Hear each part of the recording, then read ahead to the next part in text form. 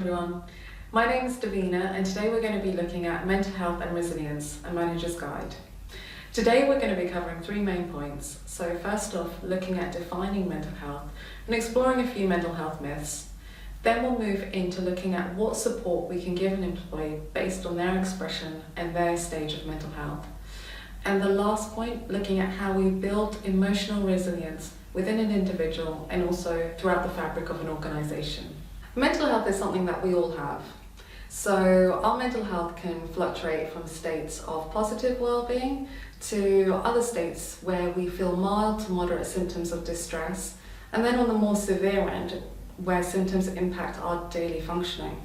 So mental health disorders are characterized by significant changes which occur in our behavior, emotions, thoughts, and physical responses. When someone is mentally healthy and well, they're more fulfilled in their life, they're better able to handle normal levels of stress, and they have an ability which encourages them to respond and to bounce back from situations that cause stress. With people who might be experiencing even mild to moderate symptoms of mental health, our ability to bounce back and to feel able and to feel competent and to continue leading independent lives and feeding into our social support networks around us can really be impaired. So it's important to recognize how stress is part of this process of positive mental health, and how if we're carrying stress in different areas of our lives, how this accumulated effect does have the ability and potential to impact our mental health and contribute towards mental health illnesses. So the interesting thing about mental health is that it's not a clear classification between either being well or unwell when it comes to our mental health.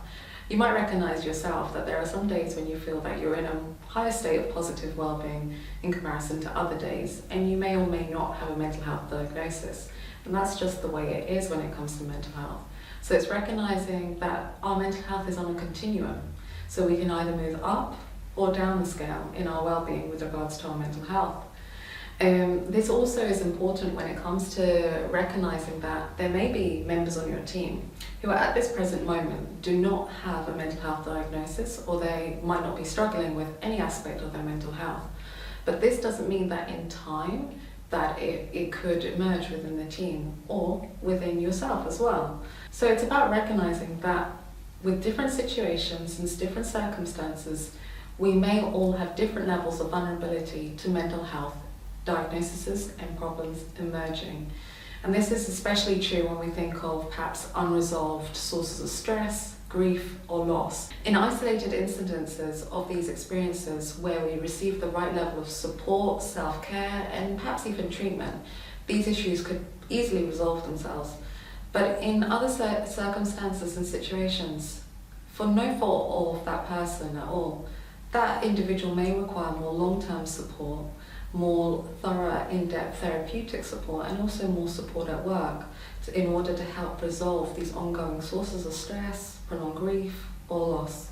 So to highlight that impact of how mental health changes, we're going to look at a few myths and just troubleshoot around them to see what is common, what is expected, and challenge our views and also base it on some of the research that is coming out in this area. So the first question is whether only certain people have mental health. Based on what we've already discussed, just a question to yourself, do you believe this is true or false? And the answer, as we've already seen, is that it is false, it is a myth. So we all have mental health, and it can fluctuate between positive and negative states of well-being, just as our physical health can. The next question, mental health problems are rare. Do we believe that is true or false? And we see here, it's a myth. So mental health problems affect 1 in 4 people in any 1 year. So even if you don't have a mental health problem, it's likely that your best friend or family member or even one of your work colleagues will be affected by mental health. Thirdly, people with mental health illnesses hold down successful jobs. Is this true or false? And in fact, it is true. So research has shown that between 60 and 70% of people with common mental health disorders are in work. So the chances are you're probably working with someone who has a mental health problem at this current moment in time and who is still successful and able and competent in their role. Do mental health illnesses occur at any one point in one's life? Fact or myth? Well, this is again a fact. Mental health problems are common, as we've seen, and they are dependent on what we are facing. And as discussed, instances of unresolved grief, stress or overwhelm are easily transitioned into diagnosable but also treatable illnesses. Next up, you can be open about mental health problems without fearing that you'll be treated differently. Unfortunately, this is a myth. People do in fact fear telling friends, family and even your work colleagues or your managers that they may have a mental health problem. And this is because of stigma. So research has shown that about 87% of people with a mental health problem have experienced discrimination when being open about their mental health. So that's just an important fact to bear in mind when it comes to wondering why people are hesitant at disclosing issues. And lastly, do you believe that there's not much that you can do to help someone when they're experiencing a mental health problem? This is in fact a myth. So what research shows is that if someone is experiencing a mental health problem, just staying in touch can really help that person. And in fact, it's the small things that can make a difference, like visiting or phoning them. And we'll touch more on this when we look at how a manager can support an employee experience mental health difficulties. When we come to challenging the stigma of mental health, it's really important to look at what we can do as an individual in our everyday life and then look at how we can map that out onto the organisation. So to begin with, let's look at how we can see the whole person. You'll see from the slide here that there are a few key things that we can refer to when we're in the moment and also throughout our lives. So I'd really encourage you to try and see the whole person and avoid any labels. We all have a tendency to label people and say, that person may be anxious or depressed or bipolar, but really look at the language and how we're using it in our everyday lives, and then consider how someone who may be experiencing that as a mental health diagnosable condition may feel when we refer to people who don't have those conditions. So it's a piece about respect and dignity and treating that individual with the consideration that they require based on their mental health. It's then also about challenging misconceptions and using the right words. So any misconceptions, these might refer to things that we've picked up in our childhood that are still with us now. And so recognizing how mental health awareness has changed, and with that we should be enhancing and highlighting that to people around us, and then minding our words when we're speaking to someone who does experience a mental health condition, but also to people who we may not know have mental health conditions. And lastly, when we're thinking about how we challenge stigma, it's really important that we continue to offer support. And support comes in all various forms, shapes and sizes. For some people, it's just that informal check-in, asking them how they are, how their day is going, even smiling at someone. That can offer someone a world of support. And this can transition into more intense forms of support, such as regular check-ins about how their mental health is impacting their work. So it's important that we're encouraging this support within the culture and the dynamics of our team. It's really important that when considering challenging the stigma around mental health, and indeed any type of health condition, that we look at a few key areas at how we can create the right culture to make these transitions occur. So first off, if we look at the environment of the workplace, the organisation itself, finding ways to create a culture of wellness will be imperative at ensuring that not only do employees recognise symptoms of change that are occurring within themselves with regards to mental health or any type of health promotion initiative, but we're also looking at upskilling our leaders, our management team, and everyone in the organisation to change the perception of any area of health, moving from a taboo subject to something that we're all able to experience at any time in our life. So it's important to raise that sense of vulnerability within our workforce, to get people to start these discussions, not only for one-off period in time where we might have awareness days, but so that conversation continues throughout the year. And this will really enhance that fostering of a culture of wellness and ensure that people feel able to disclose, to speak up, to share their stories. Then, when we look at the management function within an organisation, it's really important to spend time with our teams. So investing in them, not only for business needs, but also on a personal level. So finding new ways to open up your regular check-ins with them, to incorporate how they're doing. And it doesn't need to be a formal question, but just an investment in their own well-being. So the focus of the meeting, it incorporates the business element and the performance element, but also feeds into the well-being of that individual, understanding what their needs are. Because what we understand is that people who are well, people who have a higher sense of well-being, are better able to function in their roles, they feel a higher sense of fulfillment, and they're better able to offset and put in place strategies to minimize stress. And lastly, when it comes to management, it's also important to consider how you can be a positive role model. So how do you engage in healthy work-life balance, and how do your team see this? How do you set the standard and show your values, such as spending time with your friends and family, and how this enhances your well-being? And how do you show appropriate vulnerability at the right times, so that people feel better able to come to you and to disclose to you any struggles that they might be having without fearing that it might impact their standing in the organisation or their opportunity to grow. So when it comes to resources, it's important to highlight what is available within the organisation. At the time of onboarding, a lot of employees are given the information and the relevant resources that they can access, whether it's internal to the organisation or external to the organisation. The Employee Assistance Programme is a great example of this, and whilst many organisations offer this service free of charge to their employees, not many people will remember or know the routes into accessing that support. So periodically throughout the year, it's a great opportunity to highlight these resources which are relevant to your organisation, which your employees can access at any point throughout their journey with you. Another thing to consider is that if an employee has this information readily at their fingertips, then it might help reduce any barriers to seeking support. So, for example, if an employee has an emerging mental health condition, or they're recognizing that they might just need a little short-term support whilst they go through a situation, if they have the information at their fingertips, then it reduces the need to go searching for relevant agencies which are able to support them. And this can help reduce any fatigue associated with making yet another decision. It's just easy to know that all I need to do is contact this number, I'll be put in touch with the person that is best able to support me, and within a matter of days, I'll be receiving that support tangibly. And then when it comes to looking at the fabric of our teams, it's really important to recognise what we ourselves do when we might be struggling at work. At times, we might go to our peers and to our colleagues. Therefore, our manager might become the second or third point of contact, not the first.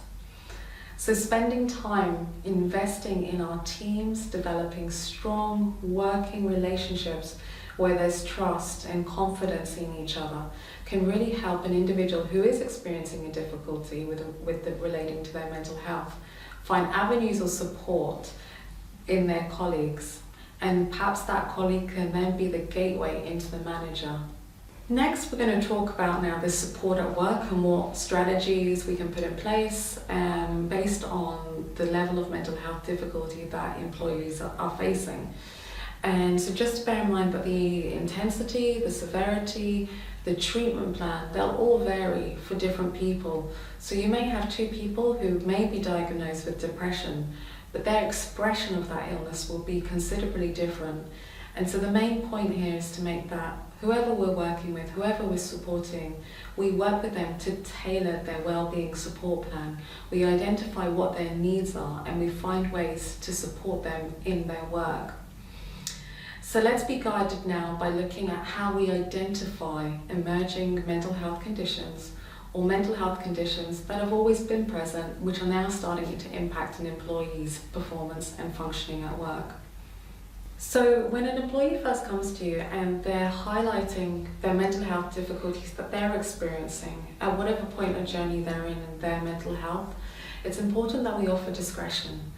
So what that means is that we meet that individual in a safe environment. We offer them the space to disclose what they're experiencing, but we highlight to them that we might need to refer into perhaps HR or to occupational health to get them the support that they need within work. As a manager, we may be really truly invested in that individual's well-being, and we may have worked with them potentially for a number of years, and that can sometimes blur the lines between a manager, a friend, and a counsellor. But when it comes to supporting any member of your team with emerging mental health or ongoing mental health illnesses, it's important to remain boundaried within your role as a manager. So it's important to offer discretion, which will allow you to refer safely into HR or into occupational health without breaking their trust. Next, it's really about you and knowing your limitations. So if you have experienced any type of mental health difficulty and you're struggling within yourself to manage your own well-being, it's important that you recognise that. So it's important to take time for yourself and to link into avenues of support for your own well-being. And when we're working with an individual who has emerging or ongoing mental health difficulties, it's important to work with them to understand their needs. So instead of giving them all the solutions that you think would work, be cautious and to use open-ended questions. So ask them, what do they need? What do they think would work? How can I best support you? This will help you to take the information they're providing to create a plan around their information. It also encourages agency and empowerment around their mental health condition so that they'll feel more able and competent to make these changes or request changes as their needs change. When it comes to then managing absence, for example, if we have a team member who has to take a leave of absence due to their mental health, it's important that we maintain contact with that individual. Sometimes when an individual has to take leave due to their mental health, it can really build up a sense of anxiety on returning to their workplace. So I'd encourage that where possible, we keep in contact with them, whether it's via email or via phone. So it'd be great to have these lines of support already agreed. But if you're going through the process firsthand with this individual, it's okay to work through the details and find out what the best method of maintaining contact with them is in real time.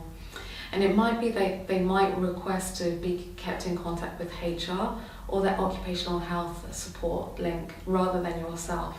And that's okay as long as we're building a team around the person, we're sharing the communication as to what support is happening, where they are in their process of mental health, and what will be needed within a work context to support them. Lastly, when we look at supporting an individual returning to work, it's important to definitely do a return to work interview. And I would encourage doing this even for short-term absences which aren't related to mental health. These discussions can really help pick up on anything that might be bubbling under the surface and also develop a sense of trust in this relationship to say, you're returning to work, what can I do to support you? What do you need with regards to your work or from the team? And this also comes down to communication within the team. So does the team member want other members of the team to know why they've been off? Or would they prefer that information is maintained confidential between yourselves? So gauging their level of support that they need from you and from their team is great. It's also important to recognise that you agree that support plan on their return to work. So do they need a phased introduction? Do they need reduced hours? Do they need additional time off to attend counselling or therapeutic sessions? Having that mapped out in the beginning can really help the individual know their expectations and find ways to work with you, or knowing where the flexibility is in their working day so that they feel less pressure to be there returning to work. When we consider their actual role, it's also recommended that we look at what their workload consists of, how we're going to build workplace strategies, workplace wellbeing strategies into their work. So that might be looking at how they use their lunch break. Do they still want to take one full break, 1 hour break in their lunchtime? Or do they want to split these breaks up during their day so they can break their work into manageable chunks? And when we were looking at their workload, if an individual has been off for an extended period of time, it's important that they're not coming back to a backlog of work and emails. So where we can, we're looking at setting their expectations, knowing that they won't be able potentially to get through everything that it might be in their inbox, and reassuring them that that's okay. If we can, it's also a good idea to discuss well-being strategies with them. So if they are feeling overwhelmed, if they are feeling stressed or anxious or unable to cope, how do we catch that before it gets to a crisis point?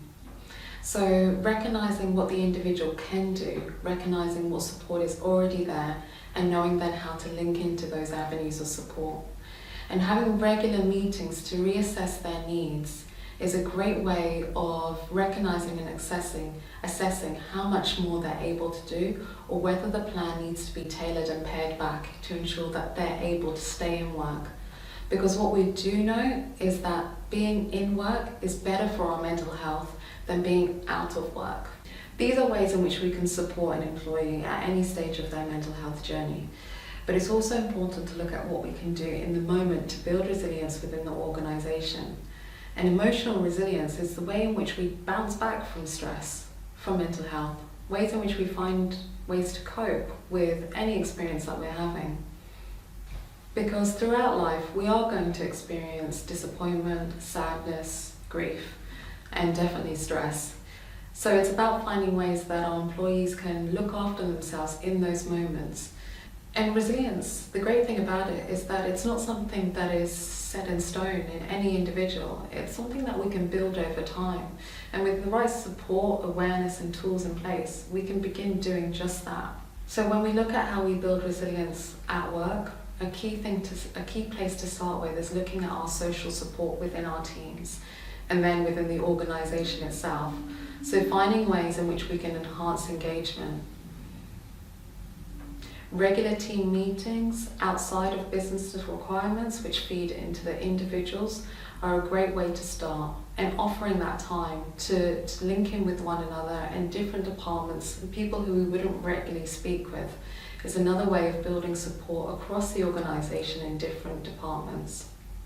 So next up is communication, and this is two ways. So looking at how individuals communicate with their managers, and how managers communicate with the individuals in their team, but also looking at the wider context of communication which occurs in the organisation. For example, if there are many changes that are occurring within an organisation, it's a great idea to be as open and transparent as possible, because this will increase a sense of stability and trust within our managers and within our teams. And knowing that we're able to talk about a situation that might be arising. Whilst this doesn't directly link to one's mental health, it can have an impact over time. So it's important to recognise how we can set the foundations for positive well-being, even down to the communication which happens at different levels within the organisation. The next is looking at policy. So referring to your policies within your organisation, how is mental health supported? What is recommended? And also linking to the legislation, you'll find that there's a lot of support with regards to mental health and finding ways to support your employees. The third point is looking at devising and developing wellbeing programs. So if we can focus on early intervention, perhaps through, say, stress management workshops or mental health workshops, we begin to raise the awareness within an organisation so that individuals are better able to recognise signs and symptoms. And that's all we need. We need to raise the self-awareness within ourselves and our emotional awareness and social awareness of what's happening with team members around us. With this, we're then better able to raise these difficult conversations and start the conversation happening so that we're able to provide that early intervention and then prevent cases getting to crisis point. And the last point to consider is how we promote wellbeing initiatives within the organisation.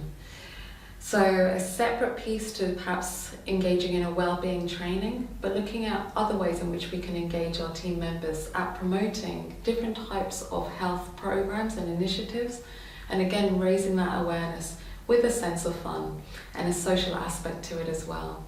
These initiatives, which occur throughout the year, can be great ways of just raising that discussion, to raise the awareness and to promote the sense of well-being as a topic which the organisation takes very seriously and feeds again into that sense of creating a culture of wellness. Thank you everyone for your time today. I hope that answered a few questions around mental health and supporting your employees. The process is twofold. It's about the early intervention piece. It's about recognising what we can do prior to mental health problems emerging, but it's also about recognising how we support and keep that individual in their work so that they can continue to feel a sense of fulfillment and enjoyment by being in a place of meaningful employment.